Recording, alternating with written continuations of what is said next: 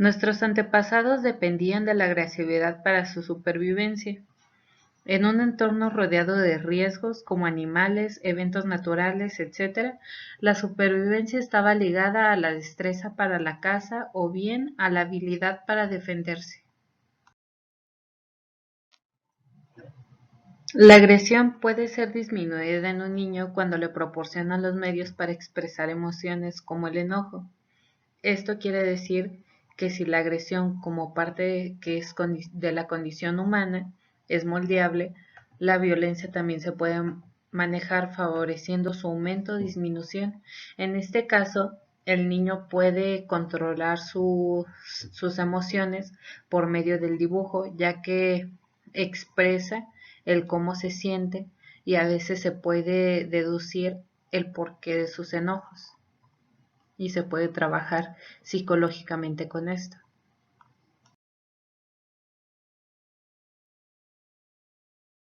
A pesar de que la agresividad forma parte de la humanidad, la violencia se aprende y como ya vimos, la agresividad es moldeable, al igual que la violencia. Entonces, valdría la pena dotar a los niños con herramientas para el manejo de la agresividad. Un reto familiar es ser un contenedor moldeador de la conducta y emociones del individuo, en este caso el niño, desde que nace y durante su crecimiento.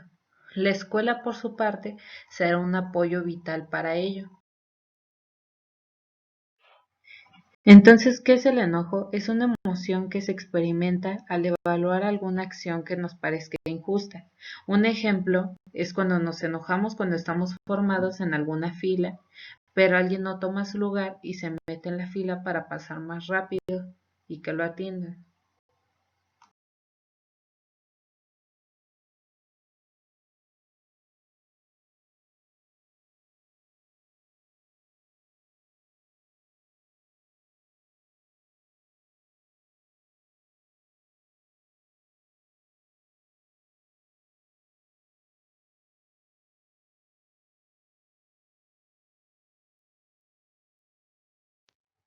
Bueno, ¿y para qué sirve el enojo? Las emociones tienen varias funciones, entre ellas darnos información sobre nuestro estado y permitir adaptarnos. La función del enojo es defendernos. Siguiendo con la situación de la fila, se le pide a la persona que se forme en su lugar que le corresponde o se le solicita apoyo a una persona con autoridad para evitar una situación. Esto nos impulsa a cambiar la situación que nos genere enojo y defendernos. ¿Cómo se expresa el enojo? Se puede alejar de la situación, realizar un diálogo, quedarse callado o acudir a la violencia. Sentir y expresar enojo es completamente válido. Lo que no es válido es dañarnos o dañar a otros.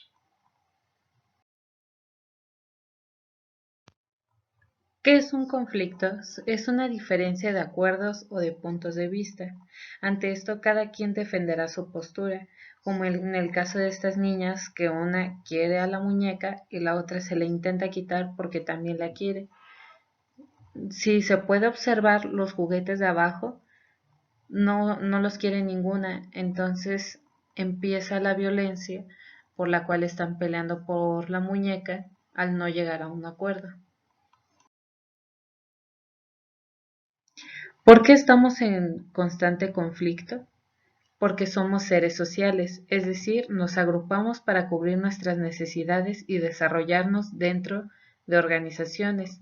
Incluso los primeros años de vida dependemos de otros para sobrevivir, y al estar en un grupo habrá diferentes ideas y puntos de vista, y esto ocasionará conflictos.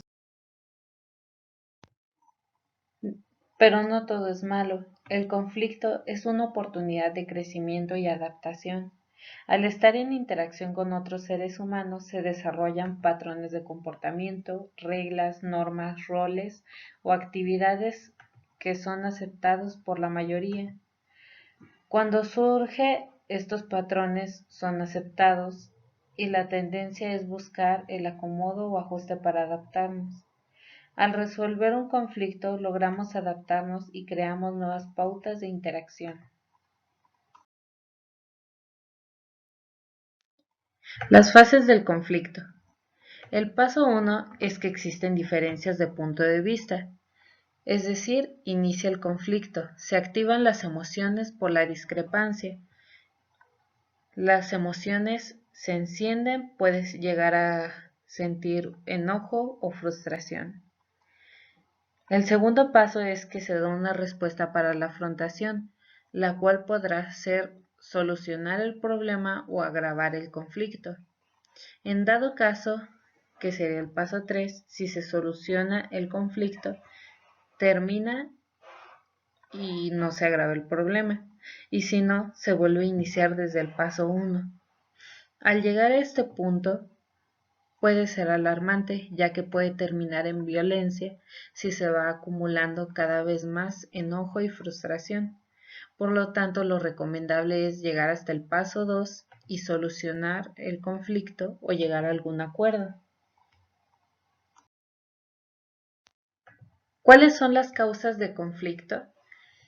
Existen 4. La necesidad de poder, que es por la toma de decisiones, por control o por organización. La interpersonal y la intrapersonal, que son aquellas que surgen como necesidad de seguridad, búsqueda de reconocimiento, de desarrollo profesional o por competitividad. La penúltima es la ideológica científica. Esta se puede distinguir porque es la diferencia de posturas respecto a asuntos pedagógicos, prácticas educativas, formativas, ideológicas y culturas. Y por último está la estructura de la organización, que deriva de deficiencias de la estructura organizacional, como falta de reglas, normas, claridad de funciones y puestos, entre otros más. ¿Qué es la violencia? Es el uso intencional de recursos con el fin de dañar. ¿A qué me refiero con recursos? Recursos es la fuerza física, el poder y la influencia, entre otras cosas. Se ha considerado como parte de la condición humana al asociarla con la agresividad. Sin embargo, es aprendida y por lo tanto susceptible de manejar. Se ha convertido en una forma de resolver los conflictos y expresar el enojo.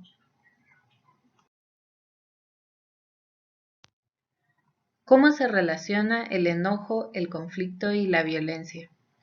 El enojo es una emoción inevitable, la cual puede ser causada por algún conflicto, que es una situación inherente a las relaciones humanas, como ya vimos. La violencia puede ser la forma de resolver estos conflictos o de expresar algún enojo. Para la solución de algún conflicto, puede ser manejado de dos maneras, mediante el enojo y el conflicto. Si es por la vía del enojo, normalmente no se utiliza ninguna herramienta para la solución y esto conlleva a la violencia. Si es solamente el conflicto y se utiliza alguna herramienta para manejarlos, como el diálogo o alguna ayuda, puede llegar a una solución pacífica.